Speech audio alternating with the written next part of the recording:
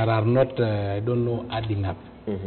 That is by itself an acceptance by the government that it did not do due diligence while signing this particular tender. And if somebody have not done due diligence while they were signing the tender that have costed Kenyan 80% of the 5 billion, that is a lot of money.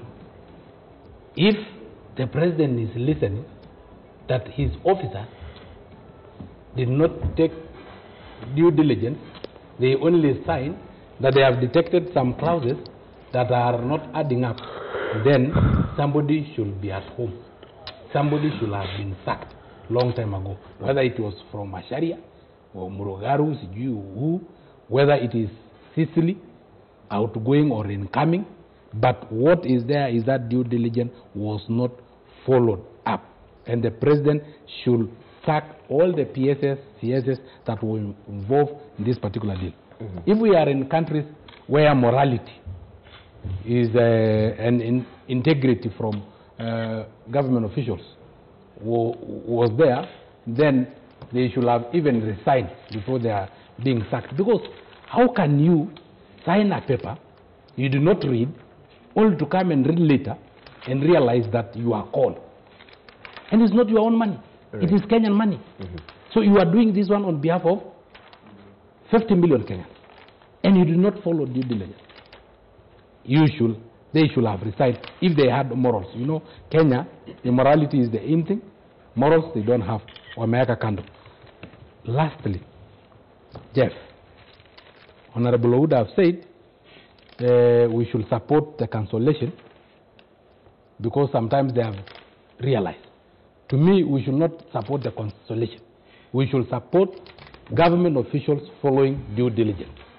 These particular CSS or PSS who are involved should be surcharged. Let them pay the 4 billion Kenyan shillings.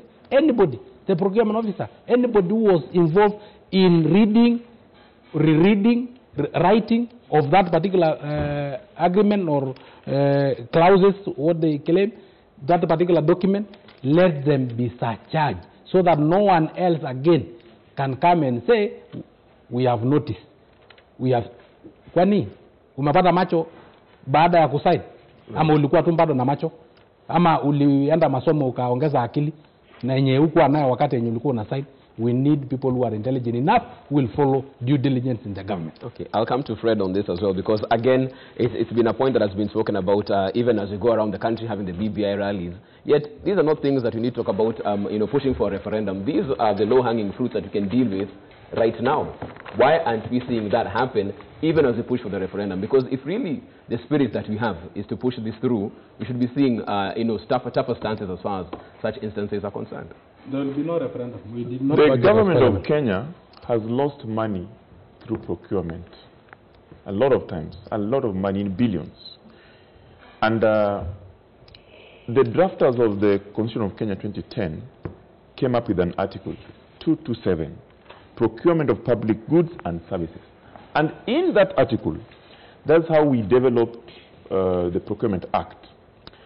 But the processes there are so clear to an extent that you don't need a referendum now to tell the public officers how to procure anymore. Because it must be transparent, it must be clear, and there are sanctions to contractors that have violated certain sections. It is there. Why didn't they do that then? But whatever has happened has happened. I think, in my view, we need to check how government procures services and goods, because that's where the problem is. And this issue of I was not there at that time, it was so and so. When you take responsibility in leadership as a public officer, you bear that burden. Yes. That is what it is. And that's why in leadership and integrity, it requires you that you conduct yourself in a certain manner, so that when such things happen, you take that responsibility and fix it, not complain about it. So whoever is in that office today, as a public officer, must ensure that the Kenyan people are satisfied with whatever they are doing. And if there was a mess, then they must correct it. And the culprits who messed it must also be brought to book, so that they are punished. That is the only way that we are going to fix this country. Right. It will not be done in a political podium. It will be done following the law. It It will be done exposing what is the rot and bring it to the public so that the public can know. I've seen today what Joy said about NHIF. They're claiming, I don't know, they don't have money anymore. They have paid much to private. The majority of the contributors to NHIF are people who don't go to private hospitals. Exactly. So what are you telling me? We must look at ourselves and put the public officers to account. They are not accountable. And that is why we are saying today, if we are going to procure as a government, as a public entity, then we have got laws that are enough. Article 227 is enough. Procurement and Disposal Act is enough.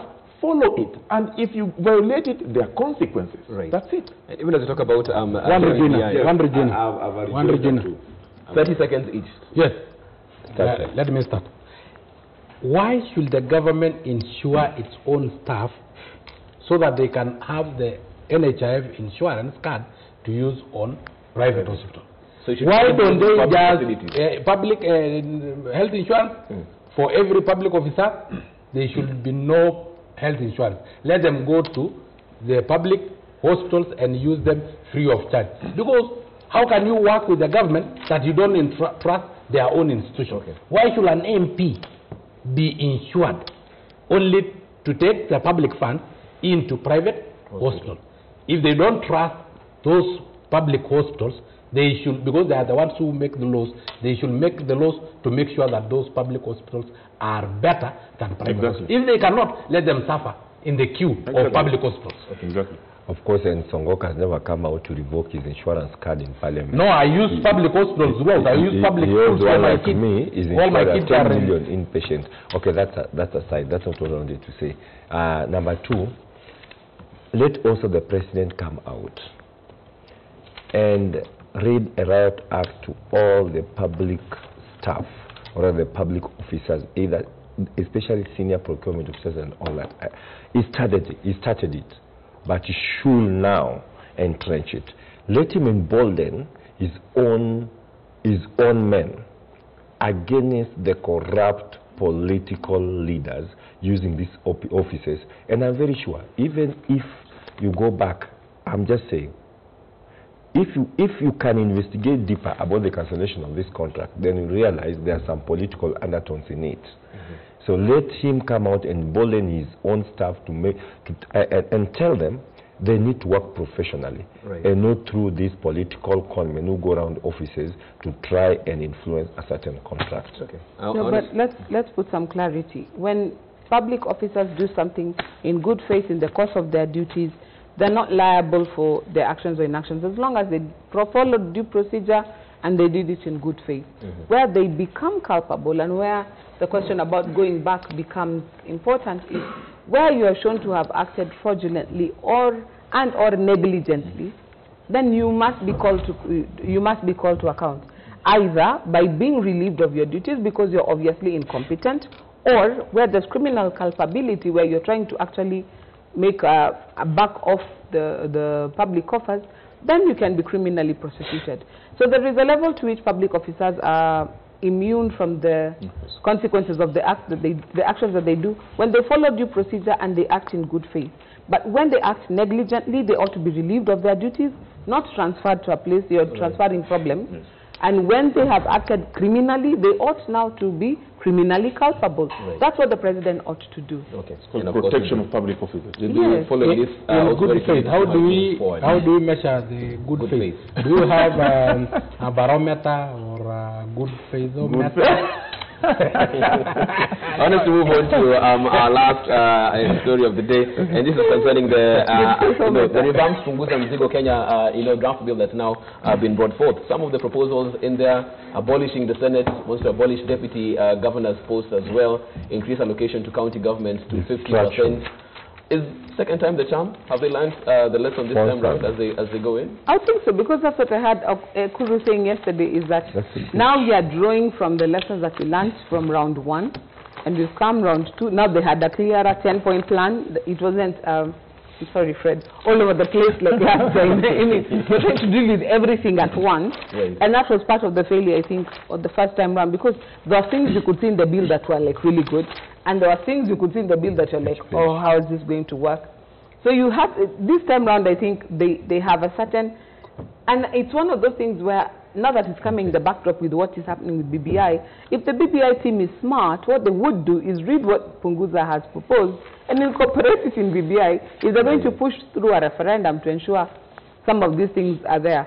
Although the question of abolishing Senate, as much as we are all for it, I don't know if the politicians will let it fly, but this time round, if they play their cards well, there's nothing that says we must have only one referendum. We can have 2 or 3, depending on if you meet the threshold of Article 257. Right. So if they go ahead and meet all the thresholds, like they did last time, and this time, play a stealth game. Don't lay out all your cards for the politicians to scuttle your process.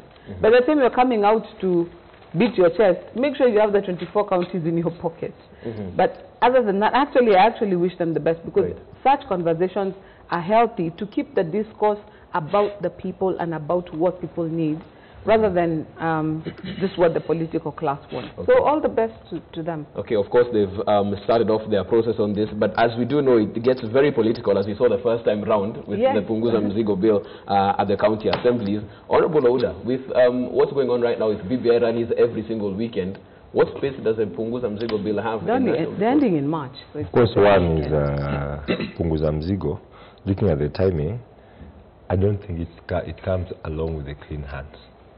Why do you say that? I've already seen it. I'm a politician. I live in this country. He has a clean heart. What really makes you feel like that? Well, let me tell you, I'm a politician in this country. And just wait, it's a matter of time, Jeff. It will be a big headline here and a big topic, and it will be a heated debate. And joy will be between me and Sangok here, because it will be fireworks all through between me and Sangok. Just wait and see. Look at the whole thing. It's a mirage. It's a mirage, you know, because you're in Tangatanga and I'm in government. Now, but they've tried it the first time. No, it didn't work. It didn't work because somebody leaked to them that BBI will be coming. So rush and put up something. That's why they put up that scramble thing. And even their leader, I met him in one of the restaurants here in Nairobi at 8 p.m. And I tried telling him, boss, this thing has this defect. We almost even exchange, the exchange was so bad and I abandoned it. I told him this thing is not going anywhere. It didn't go anywhere. I'm again telling them now, if they are clever enough and their brain is there, then they could have come in the BBI and let's work together as a team, because this thing is going to become divisive. And looking at their timing now, then it tells a lot. But Honorable Ouda, I want to push back on that, because if there was one actual document that actually brought people together, it was Punguza Mzigo more than BBI. Many people agreed with the sentiment the first time round. No, can I tell you one thing? It didn't bring people together. They all agreed that they needed the Mzigo. No, let me tell you. The Punguza Mzigo just came to play into the public gallery just to scuttle that what was coming. Because if you look at it, that thing had no legal, there are so many things that had no legal basis. Even now, they just play to public gallery. You see, they just bring things, concoct things that, abandon Senate, just for the sake of it. Laws are made for posterity, my friend. They are never made just to make some people happy. That is one. And two, if at all they have clean hands, then why didn't they allow BBI to go through the entire process? And if at all they are part and parcel, if they are part and parcel of this country and they really want to bring this country together, why then they appeared even before the gazetted BBI committee and say, my friends, these are our views, we want them to be incorporated? Why are they now creating a parallel process? Because looking at it, they are creating a parallel process. Yes.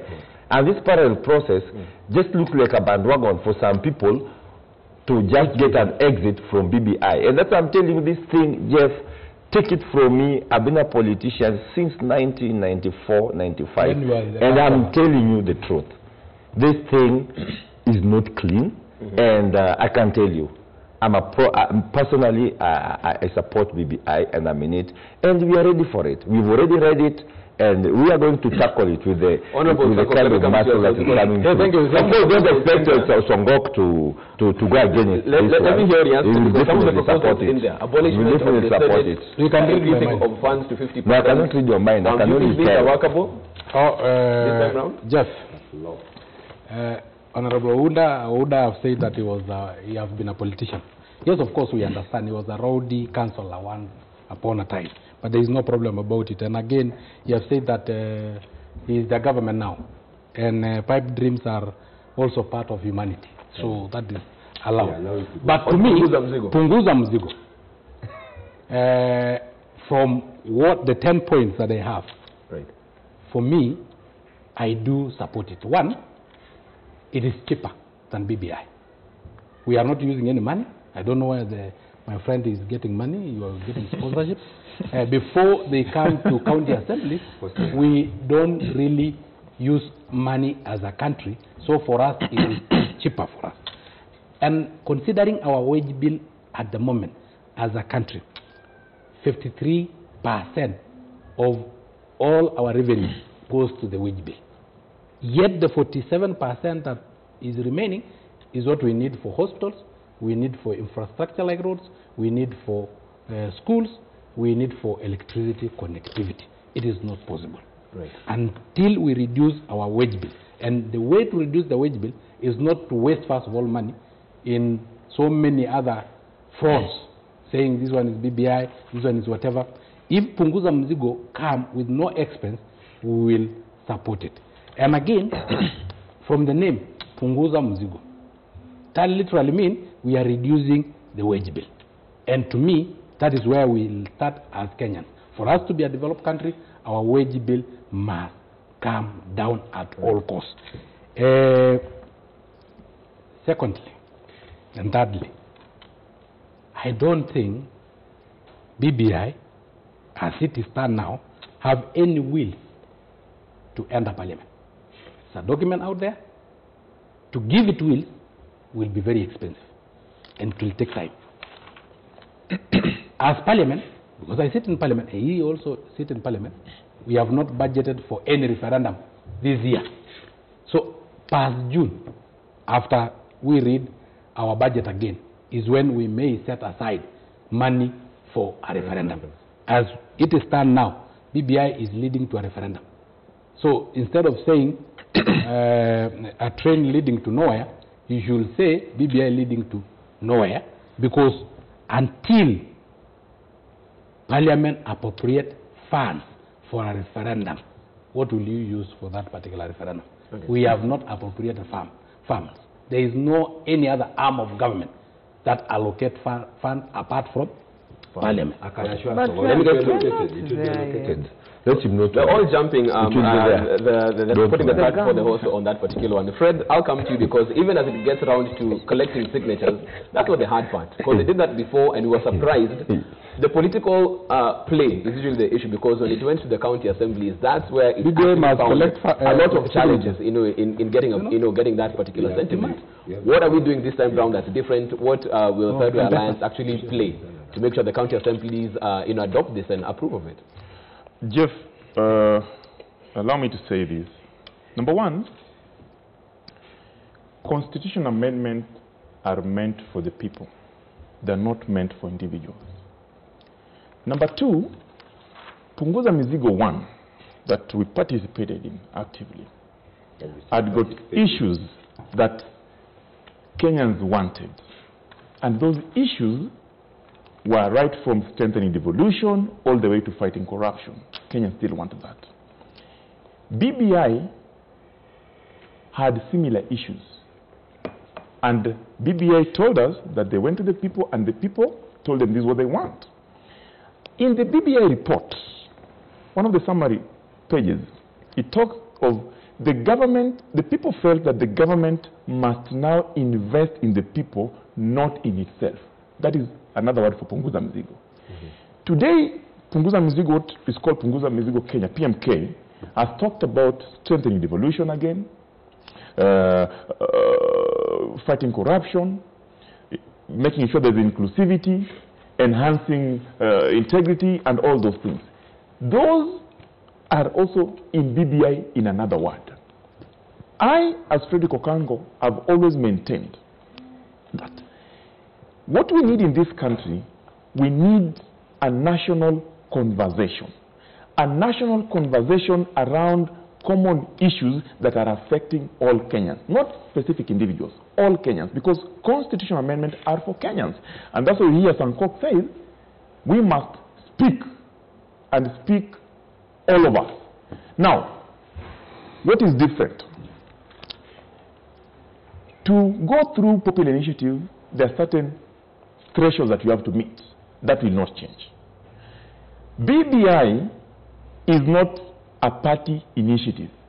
BBI is a national initiative. Punguza Mizigo is a party sponsored. It is promoted by Third Way Alliance Kenya.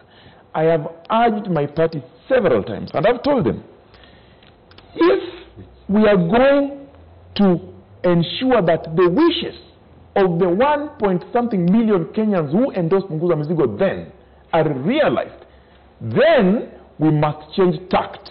And changing tact means sometimes you don't need to agree 100%, but you need to present yourself to the people that you don't agree with, people you disagree with, and say, look, we have areas of convergence. The area of convergence is we as a Kenyan people want to deliver this to the people, not to ourselves.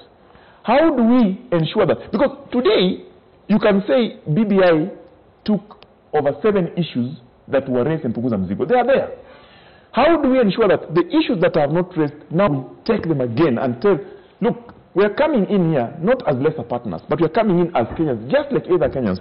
How do we now ensure that these issues we're raising, like for example, fighting corruption. If a case is in court, how long should it take so that Kenyans believe that justice has been found? Okay? If we're talking to strengthening devolution, do we need to abolish Senate or strengthen it, make it upper house with veto power so that they can check on the excesses of another house? Those are the issues that you cannot sit in a corner and say you are the only one who can do them. No. Those are issues that require the involvement of the political leadership, the public, and the promoters. I will insist today that Punguza Mizigo is one of the best documents in terms of what Kenyans need. BBI has got also its weaknesses and strengths. If we are going to have a country that is united, a country that is inclusive, a country that requires everyone to be on board, then we cannot afford to be pulling from different small corners and facing the same Kenyans who are giving us the same issues. While the Constitution allows us, but remember, constitutional amendment is basically a political process.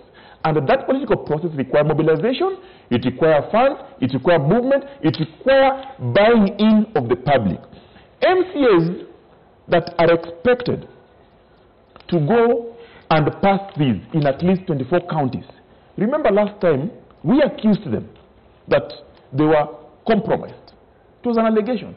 We are going back to the same people telling them, you guys were compromised, but now pass it. Because the document is today good, I want to say that it is time that we face each other as Kenyans and look at ourselves as the beneficiaries, as Kenyans, of these processes, not the leaders.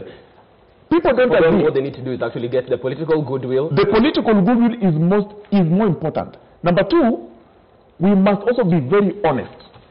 When we invite the President of the Republic of Kenya, the Deputy President, former Vice President Kalonzo Musyoka, Mudavadi, Wetangula, to Punguza Mizigo launch, and we cannot go and tell them in the initiative, what they call BBI, that this BBI also we are coming to tell you what it is. Because I don't think that if I tell the President was to come to Punguza Mizigo, he would come and say, it's a good thing, whatever, or DP, he would come and say, why are we not going to BBI and tell them, this is right, this is wrong? In that same national podium and tell them, what is in this document, Kenyans don't want. They want Punguza Mizigo. Lastly, I want to say, national conversation is an issue that we have talked about severally. We have an opportunity now that the proponents of constitutional amendment are coming up. Today we have got 2 documents, the BBI and the revamped Punguza Mizigo. If you read those 2 documents keenly, you will realize that there are areas of convergence. If it is true there are areas of convergence, and many of them, why do we want to pull from different directions? While we must have a conversation. Thank you so much for that, Fred. He needs to have that discussion with his party leader. Clean hand. No. I mean, that's guys are doing BBI right now. That's a discussion that we should be having. And that's when we draw the curtains as far as our news super review is concerned this morning. Thank you so much for that robust discussion. Honorable order, please. Thank you so much. Congratulating my friend. We can do that off camera as well. Must issue condolences to the family of the Kahawa and Dani MCA whose body has just come back. We commiserate to the family, and we hope that justice will be found for him. Very true. Frederick Okango, thank you so much for making time this morning. Honorable Sankok, welcome back. Thank you so much. The show has become political again. What a way to end the show. Okango, it was not... You guys are good and research. Now you are an intellectual party. Thank you so much for making time. Very hard. We take a short break. We're back on the side as we get interactive. Become a politician.